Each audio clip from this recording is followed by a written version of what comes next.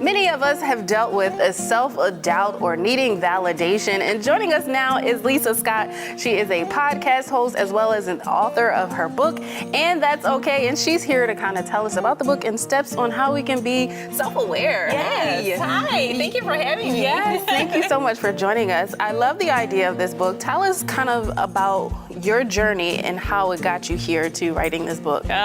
So the journey is long, but for the purpose Isn't it of always? this, yes.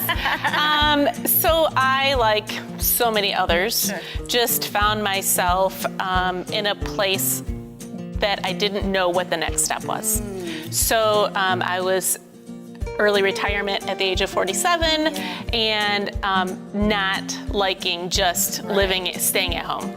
And so I did a lot of self-development, a lot of self-inward looking, and I, like so many others, found that through that process I had unresolved trauma and feelings that I hadn't addressed in my whole life. Can you share a couple of examples? Obviously, we want people to go read your book. Can you share some examples of what you share inside the book and the tips that help people? I just want to be clear that the book you won't learn anything about me from the book. Right. I take situations or feelings, and then I give validation to them, and then simple shifts and action steps on how to validate them and move away from them in a positive manner.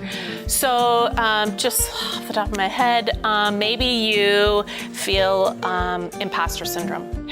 Understanding and realizing that you're having that feeling, let's talk about that. Let's validate that. Like, okay, you know what? I'm feeling like Susie Q over here is just living her best life, and why am I not at that level yet? Right. And then the action steps are, how about we write down 3 to 5 things that you have accomplished in life? How about we maybe do a dive into our life and see, okay, Susie Q's at this level, I want to be at this level. And then maybe write down some points and areas that you can work on yourself to get to that level. I love that because it's kind of a bit of reverse psychology to kind of like retrain or refocus, you know, your goals and things like that. That's absolutely amazing. Well, you're also a podcast host. Yes. Tell us about that and how you're also sharing this information with those listeners. My book was published and I was waiting to release it. But I still had all of these thoughts and feelings and situations that I wanted to share. I have a new release every Tuesday. And it's on Spotify, YouTube, podcast, and also Apple Podcast. And it's a new situation every week. So I think of it as a companion to the book.